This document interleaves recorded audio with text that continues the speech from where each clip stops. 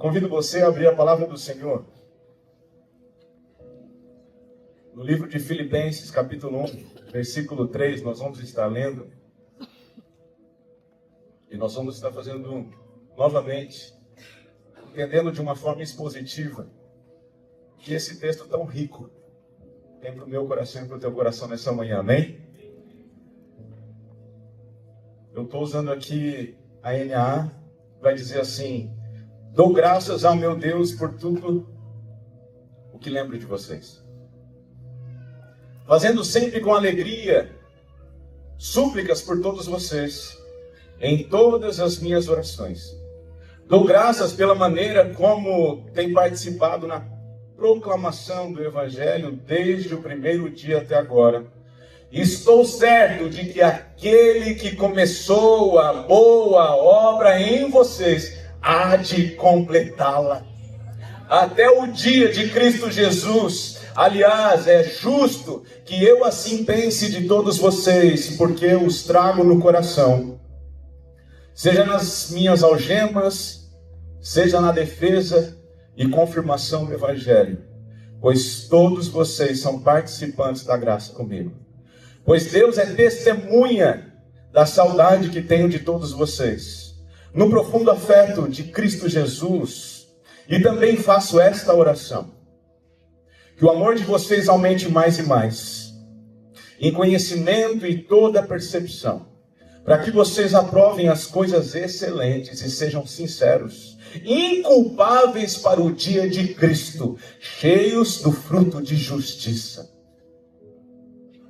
que vem por meio de Jesus Cristo, para a glória e louvor de Deus. Amém? A carta de Filipenses, escrita por Paulo, é conhecida como a carta da alegria. E é incrível e surpreendente entender que a carta da alegria, escrita por Paulo a essa igreja que foi plantada através de suor e lágrimas, através de sangue, esta carta que ele está endereçando a essa igreja nesse momento, a carta da alegria foi escrita dentro de uma prisão. Paulo estava escrevendo. O seu corpo estava limitado de ir fisicamente. Ele estava limitado pela prisão. Os seus passos estavam limitados por aquela prisão.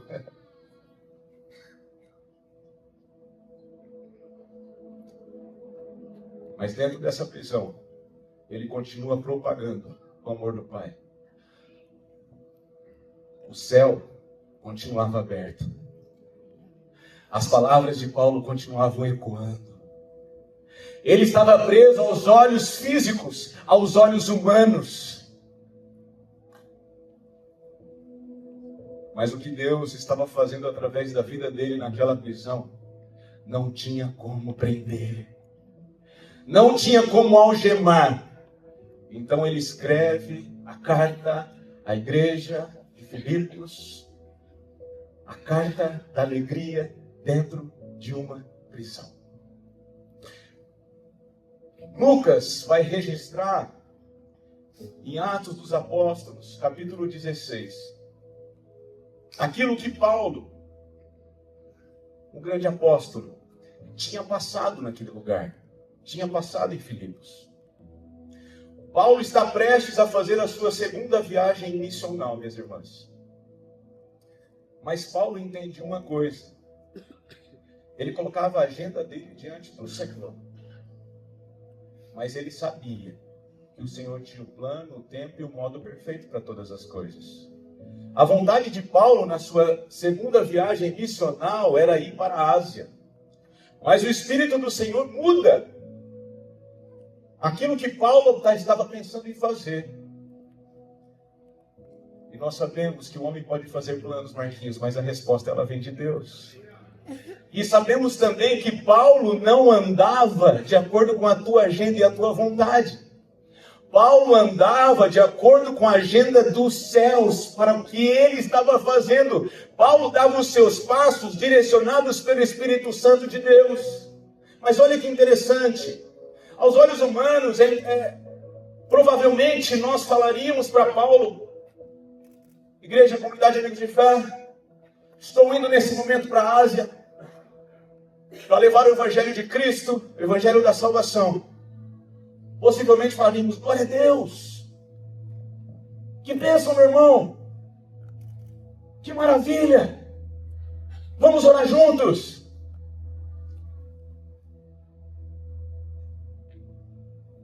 Mas o Espírito Santo do Senhor tinha um outro caminho para aquele homem. E o caminho era para a Europa nesse momento. Então há agora, Lucas está registrando, no capítulo 16, aquilo que Paulo passou em Filipos. E a história vai contar que quando Paulo está naquela cidade, ele começa a pregar o Evangelho. Ele começa a falar do amor de Cristo. Ele começa a confrontar aquilo que estava errado. Ele começa a levar as boas novas. Então ele é preso. Então ele é açoitado com vara publicamente. Então ele é caluniado. Então ele é injustiçado. Mas pensem só, foi o próprio Espírito Santo de Deus que mudou a sua rota. Era um momento então para pensarmos: será que foi o Espírito Santo de Deus? Será que foi Ele que permitiu eu passar tudo o que eu estou passando? E Paulo entendia os propósitos do Senhor para aquele tempo. Paulo entendia os propósitos do Senhor para aquele lugar, para a cidade, para o continente europeu. Paulo então está agora, ainda em Atos 16, vai falar que ele estava com Silas em uma prisão, adorando ao Senhor Jesus. Em uma prisão. Paulo está falando assim: por que o Senhor me trouxe para este lugar? Não estou entendendo, não estou entendendo a sua vontade. Paulo só continua confiando na graça, no amor e na fidelidade do Espírito Santo de Deus, do Pai. Paulo então começa a adorar com Silas, e a palavra vai dizer que um terremoto acontece naquele dia à meia-noite. Mas Paulo não foge. Vem o carcereiro, tentando tirar sua própria vida, porque ele não sabia o que ia acontecer com ele, porque os presos estavam sendo soltos. Mas Paulo e Silas anunciam o Evangelho do Senhor para aquele homem. E naquele dia, no dia que a porta da prisão se abriu, a casa do carcereiro encontrou a luz que brilha, o Cristo Salvador, o Messias. Aquela família foi inteiramente alcançada. Logo nos primeiros versículos do que acabamos de ler, nós descobrimos que a alegria de Paulo não estava então nas circunstâncias, ela estava naquilo que Deus havia feito, e estava fazendo e ainda faria. E é isso que Paulo vai nos ensinar nesse texto, nessa carta. Paulo olha para trás agora, você sabe o que ele vê? A graça de Deus. Neste tempo que ele está escrevendo a carta à igreja de Filipos, aos filipenses, já se passaram de 10 a 12 anos de quando ele tinha visitado Filipos. E passado por tudo que ele passou. Toda vergonha. E no versículo 3 vai dizer: dou graças ao meu Deus. Deixa eu te fazer uma pergunta. Se eu te fizer uma pergunta nesse momento, se você olhar nesse instante para 10, 12 anos atrás, o que as suas memórias vão dizer? O que a memória de um homem, de uma mulher diz? Quando mergulhamos para os capítulos anteriores das nossas vidas, quando nos aprofundamos em algumas histórias do nosso passado, o que ela vai trazer? O que ela vai dizer? Ela vai falar sobre as dores. Ela vai falar muitas vezes sobre as decepções. Ela vai falar muitas vezes sobre aquilo que deu errado, que poderia ter dado certo. Ela vai falar muitas vezes que aqueles locais precisam continuamente ser visitados. E aí começa então a haver uma escravidão. Porque quando visitamos dessa forma o passado, e não entendemos a graça, a fidelidade, o amor, a presença daquele que continuou conosco em todo este tempo, ficamos aprisionados naquilo que aconteceu antes. Nas dores, nas injustiças, nas perdas, o que Paulo viveu em Filipos, ele poderia estar nesse momento ao escrever a carta, ao invés de começar dando graças ao Senhor, ele começar falando assim: passei muitas lutas, Marquinhos. Onde vocês estão? Passei muitas dores. Fui caluniado aí, fui injustiçado aí. Mas Paulo começa a carta e a sua oração dando graças ao Senhor. Ele olha para trás, ele vê tudo o que ele passou, ele vê toda a injustiça, ele vê tudo o que ele enfrentou. Ele mergulha nas páginas anteriores da sua história, ele mergulha nas páginas anteriores dos seus capítulos, olha e fala assim: dou graças, dou graças. Humanamente falando, Filipos era um lugar para ser lembrado com muita tristeza por este homem. Mas não foi assim. Quando Paulo escreve esta carta, ele não menciona as correntes, ele não menciona os açoites, ele não menciona a injustiça, ele não menciona a prisão que ele estava anteriormente.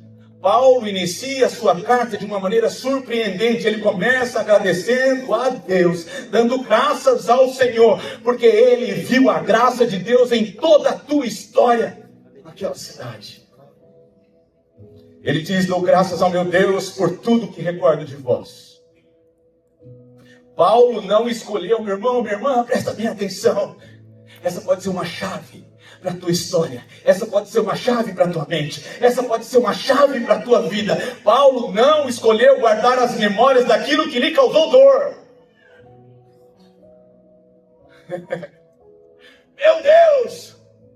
Paulo não escolheu guardar na memória aquilo que lhe causou dor. Ele escolheu guardar aquilo que Deus fez através da dor. É isso que está acontecendo nesse momento. Quando você visita 10, 12 anos atrás, é isso que está acontecendo nesse instante. Quando Paulo se lembrava de Filipos, sabe o que ele vai ver? Ele está dando graças ao Senhor por eles. A igreja plantada por ele. Ele vai lembrar de Lídia. Em Atos 16 vai falar sobre Lídia, uma empresária que o Senhor alcançou. E ela abriu seus corações ao Senhor e ela foi uma grande cooperadora do Evangelho. Ele vai lembrar daquela moça que estava possessa e foi liberta. E assim o Senhor diz que é Ele que salva, é Ele que cura, é Ele que liberta. Paulo está lembrando e está pensando exatamente nisso. Ele vai lembrar do momento da prisão com Silas, que naquela mesma noite ele, o carcereiro, ele vai lembrar do carcereiro e sua família, que o carcereiro e a sua casa foram alcançados e creram em Jesus e foram batizados. Paulo então não está lembrando da vergonha, Paulo está lembrando daquilo que Deus fez através do seu sofrimento, do seu suor e das suas lágrimas. Paulo está lembrando da igreja nascida pela graça de Deus, formada por pessoas totalmente diferentes. Pode dar certo? Te pergunto, pode dar certo uma empresária, uma ex-escrava e um carcereiro? E sua família? O que o mundo diz que jamais daria certo, a cruz transformou em uma só família. O que o mundo diz que jamais daria certo, Deus transformou na tua família. Paulo então está dando graças. Muitos permitem que as feridas definam as suas memórias. Há pessoas que olham para trás e só conseguem enxergar a dor, a perda, o luto. José, quando passa por tudo aquilo que ele passou, vendido pelos seus irmãos, caluniado pela esposa de Potifar, vai para a cadeia. Depois é levantado por Deus como um governador, assim como disse, assim como previa, assim como era o teu sonho dado por Deus. Mas agora ele está na frente dos seus irmãos. E em Gênesis 50:20 vai dizer: o mal que vocês fizeram, Deus transformou em bem. Romanos 8:28 vai falar que todas. Eu fico muito feliz quando eu leio todas. Todas as coisas. Não, rica, não são 90% rica. Ivanete, minha irmã, não são 99% da nossa história. Todas, tudo que passamos, seja dor, seja luto, seja alegria, seja conquista, todas as coisas cooperam para o bem daqueles que amam a Deus. A tua história, os teus capítulos anteriores estão cooperando para aquilo que Deus está fazendo.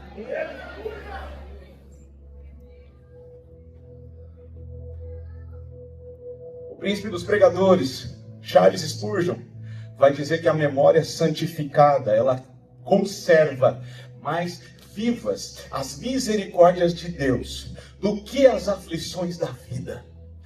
Reverendo Hernandes Dias Lopes vai falar assim: a gratidão é a memória do coração. Quem se lembra apenas das feridas perde a vista a fidelidade de Deus. Uma das marcas de uma igreja transformada, uma das marcas, Cátia, de uma pessoa transformada, é olhar para a sua história com a ótica, a perspectiva de Deus. Essa é uma marca do cristão. Eu olho para trás e quando eu vejo e ouço a música do Juliano Som, ele vai dizer exatamente assim: eu não compreendo os teus caminhos, eu não compreendo aquilo que está acontecendo, mas eu te dou a minha canção. E eu sei que vai valer a pena. Quem olha para a fidelidade de Deus encontra motivos para adorá-lo em meio às circunstâncias. A memória de Paulo era governada pela graça e não pelas cicatrizes. A memória de Paulo não foi dominada pelo sofrimento de parto que ele teve na plantação da igreja. Mas a memória dele foi governada pela fidelidade de Deus na formação daquele povo. E um segundo ponto, então, primeiro ele olha para o passado e vê a graça de Deus. Mas ele olha para o presente. Nesta carta, Filipenses capítulo 1, versículo 6 vai dizer: estou, nesse momento. Como você está, Paulo? Eu estou plenamente certo. Certo do que, Paulo? Certo de que aquele que começou a boa obra em vós há de completá-la até o dia de Cristo Jesus. Você sabe o que Paulo está fazendo? Olhando para o presente e falando da fidelidade de Deus hoje. A fidelidade de Deus agora. A fidelidade de Deus nesse instante. Esse é um versículo, é interessante, que Paulo, ele não está dizendo para aquela igreja assim: ô Nerd, eu estou plenamente certo, eu estou convicto, que vocês serão uma igreja influente sobre a Europa. Eu estou plenamente certo, eu estou plenamente convicto, que vocês serão uma igreja em grande número. Paulo não está falando isso, Paulo está falando exatamente assim: estou plenamente certo de que aquele quem?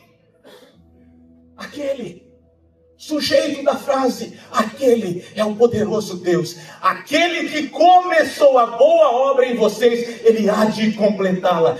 Paulo não está pensando na perspectiva humana e olhando para aqueles homens e falando assim: vocês são uma igreja perfeita. Não, ao contrário, não é por isso que eu estou falando da boa obra do Senhor.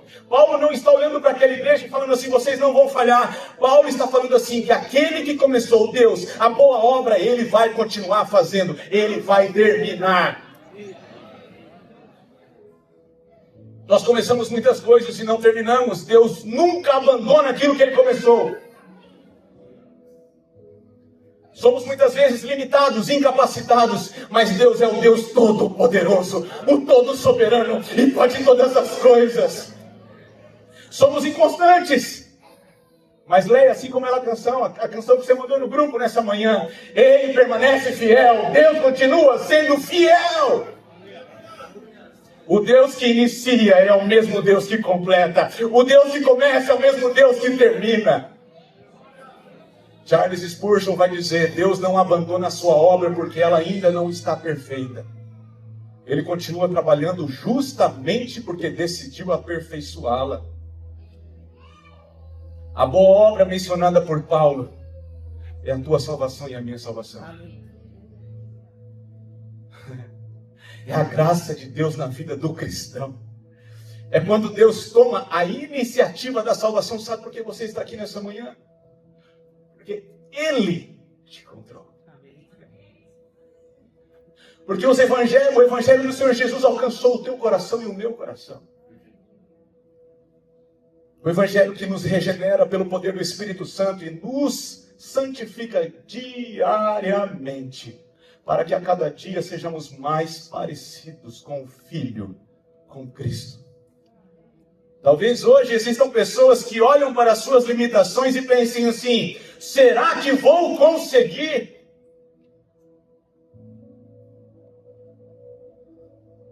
Vou te informar uma coisa: a salvação não está nas tuas mãos.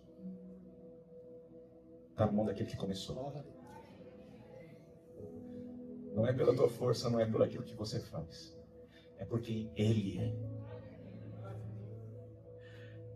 A pergunta correta no capítulo 1, no versículo 6, não é se vamos conseguir. É, Deus é fiel. E a resposta de toda a Bíblia é um sonoro e um alto sim. Ele permanece fiel. Ele é fiel. Ele permanece fiel. A boa obra não está segura porque está em tuas mãos. Ela não está nas tuas mãos. Ela está segura porque está nas mãos de Deus. O Deus que escreve o primeiro capítulo da tua história, que escreveu o primeiro capítulo da tua história, não vai deixar o último capítulo da tua história em branco. Amém. Aleluia! Glória a Deus!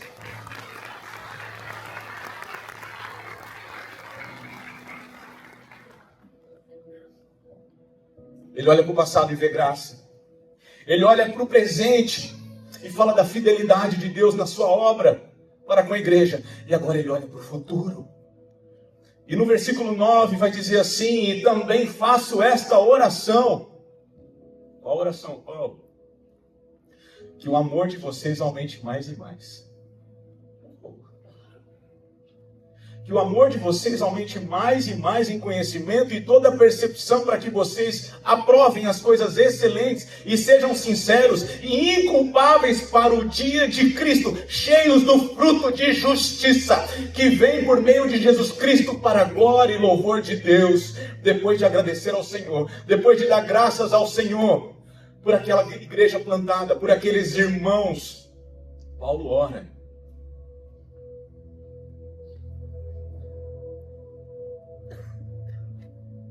E a oração de Paulo não é assim: igreja, oro para que vocês não passem mais aflições. Oro, meus irmãos, minhas irmãs, para que as perseguições parem. Paulo não ora dessa forma. Paulo olha para aquela igreja, dentro daquela prisão de Roma, e escreve assim: eu oro para que o amor de vocês aumente. Sabe qual que é a identidade da igreja do Senhor? É o amor. Não é o amor somente pregado. É o amor testificado, testemunhado em prática. A identidade da igreja do Senhor é o amor, porque Ele é o próprio amor. Não é um atributo de Deus. Ele é o amor. Se eu e você fomos alcançados um dia por aquele que nos amou, enviando o seu Filho naquela cruz, o que pode sair de você para com os teus irmãos? O que pode ser vertido da tua vida para o próximo? O que tem que transbordar então, Toninho, da tua casa? O que pode então, André, que tem que ser visto e testemunhado e testificado quando a pessoa olha para a tua vida, olha para o teu caráter, olha para a tua integridade? Sabe o que é? É o amor. Se Ele é o amor e se Ele está em nós, o que eu transbordo é o amor. Paulo está falando assim: vocês não chegaram ainda à medida perfeita. Ainda tem mais, igreja do Senhor, tem mais, para que possamos crescer em amor. Mas que amor? No sentimento? Não. O amor da palavra, o amor da verdade, o amor que cura, o amor que liberta, o amor que sara, o amor que salva. O mundo mede uma igreja, mede uma denominação, você sabe por quê? Pelo que ela possui. Se ela possui isso aqui, se ela possui esse certo tipo de sala, se ela possui essa determinada situação aqui, onde tem esses movimentos, se ela possui aqui esse banheiro exclusivo, se ela possui aqui este local prime, se ela possui esse local gold, se ela possui essas coisas, nossa, que igreja fantástica! Deus mede a sua igreja pelo amor que ela demonstra. Não é pelos milagres, não é pela música, não é pela performance, não é pela eloquência, é pelo amor. A palavra do Senhor vai dizer, Jesus próprio declarando e dizendo em João 13, versículo 35, vai dizer exatamente assim: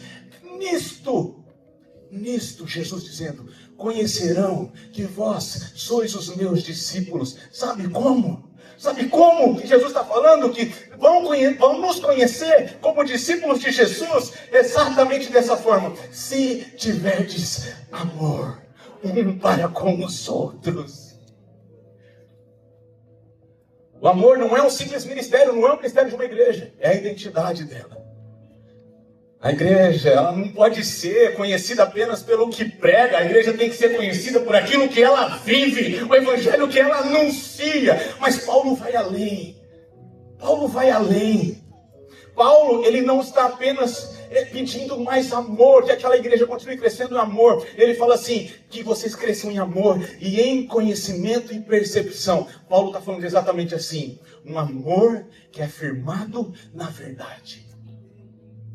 Um amor que não muda com o vento da política. Um amor que continua sendo de acordo com os princípios da palavra de Deus. Um amor que não tem barganha. Um amor que não tem corrupção. Um amor que não troca aquilo que é sagrado por aquilo que é banal. O amor. Paulo não está falando apenas do sentimento. Paulo está falando do modo que eles deviam viver. O verdadeiro amor nunca se separa da verdade. John Stott vai falar assim, o amor sem a verdade.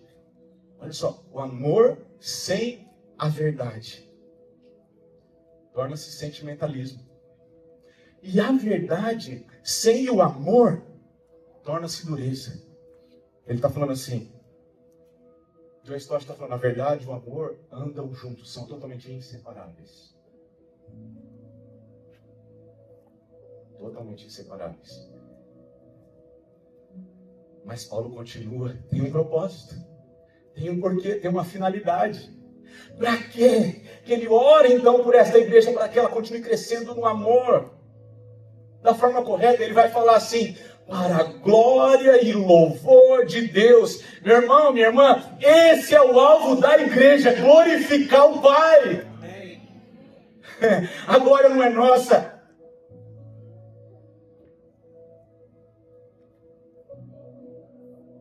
A glória é dele. A glória não é minha. A glória não é tua. A glória é dele.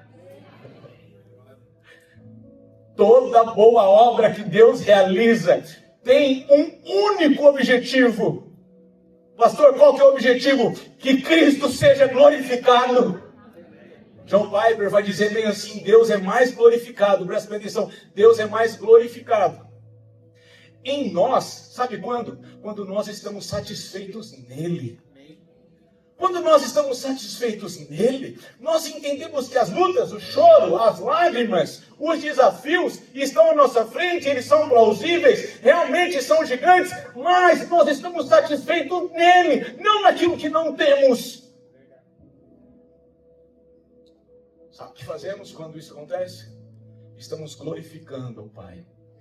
Senhor, não é por aquilo que eu tenho, não é por aquilo que eu sou, não é pelos diplomas que estão na minha parede, não é pela minha conta bancária, não é por aquilo que eu já fiz, é porque o Senhor é.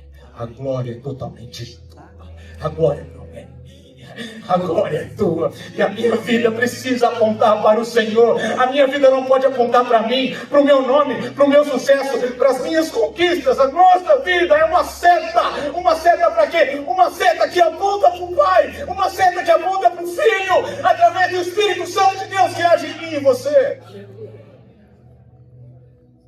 Se Deus está realizando uma boa obra em nós, e Ele está, essa obra será vista no nosso amor, essa obra será vista da forma como servimos, essa obra será vista na nossa comunhão, será vista não na forma que tratamos uns os outros, e acima de tudo, essa obra será vista, sabe como? Será vista porque tudo apontará para Jesus Cristo e nunca para nós, nunca para o homem. Muitos homens podem começar de uma forma perfeita, abençoada, mas ao longo do caminho vão fazendo algumas concessões. E aquilo que antes queimava já não queima mais. E aquilo que antes ardia, mas já não arde mais. Sabe por quê? Porque fica tão gostoso, sabe fazer o quê? Recebe um elogio aqui, segura ele. Recebe um outro elogio aqui, segura ele. Recebe um outro elogio aqui, segura ele. Aí o coração vai sendo tomado pelo eco. Oh, Senhor.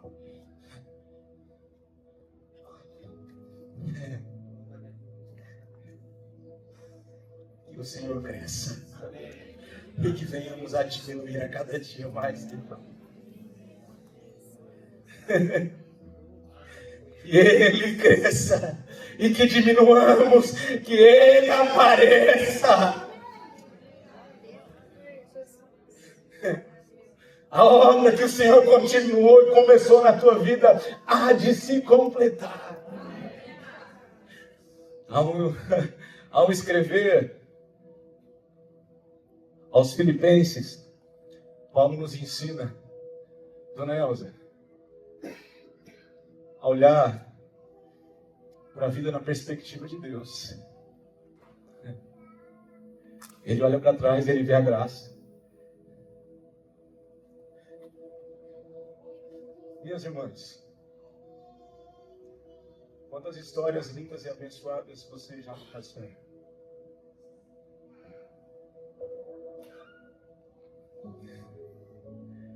Paulo está olhando para trás nesse momento, está falando assim: dou graças por todas elas. Mas tem presente. Ele começou a boa obra e ele há de completar. Tem futuro. Continuamos crescendo em amor e na verdade, para que nossas vidas continuem apontando para o Pai, continuem apontando para Ele. Paulo, ele não viu apenas as prisões, ele não viu apenas os açoites, ele não viu apenas as lágrimas. Ele viu Deus transformando a sua dor, a dor que ele tinha, em testemunho, testemunho poderoso. Hoje eu quero convidar você a fazer exatamente o mesmo.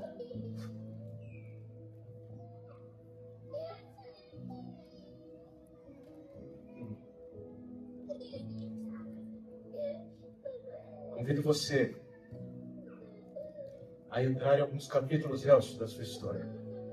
Voltar umas páginas anteriores. E ver a fidelidade de Deus que te trouxe até aqui. Amém. Eu convido você a fazer isso num breve momento, neste tempo. Não para ter saudades. Não para exaltar homens. Não para exaltar conquistas. Mas para olhar para trás e ver a graça de Deus em todo o tempo. Ele esteve com você. Ele está com você. Ele continuará com você. Quando olhamos para a nossa história com os olhos da fé, nós percebemos que Deus estava presente em cada detalhe. Se puderem chamar as crianças, por favor.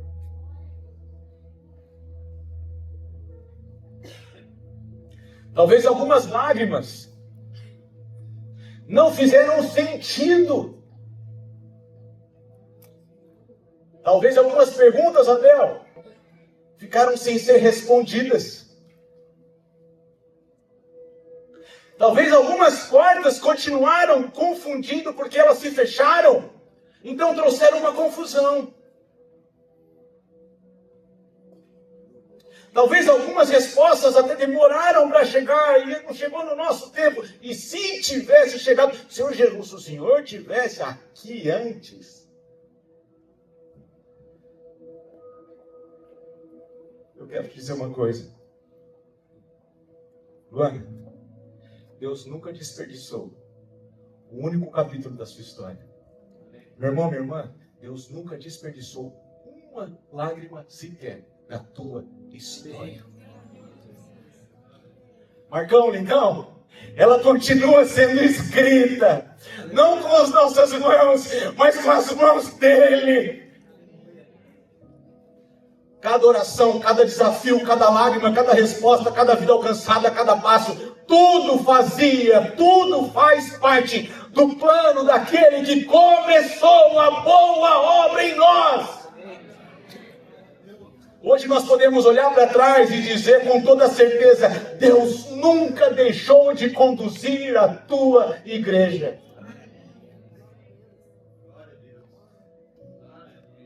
Hoje é um dia de festa. Hoje é um dia de alegria e por isso nós estamos alegres. Não por aquilo que Ele pode fazer, mas por quem Ele é. Nós olhamos para trás, nós olhamos dentro de um carro, nós olhamos no retrovisor da nossa história, olhamos e falamos assim, oh, Ele estava conosco, dou graças porque Ele estava conosco. Mas você não lembra daquele tempo de perda, daquele tempo de luto? Lembro, claro que eu lembro, mas eu olho para o retrovisor da minha história e vejo, Ele estava comigo, Ele estava me levantando, Ele estava me abraçando, Ele estava me renovando, porque tudo tinha um propósito. Quando olhamos para o retrovisor da nossa história, o retrovisor aponta a Cristo. Quando olhamos para o presente aponta a Cristo. Quando olhamos para o futuro, Dr. Edson, o futuro aponta a Cristo.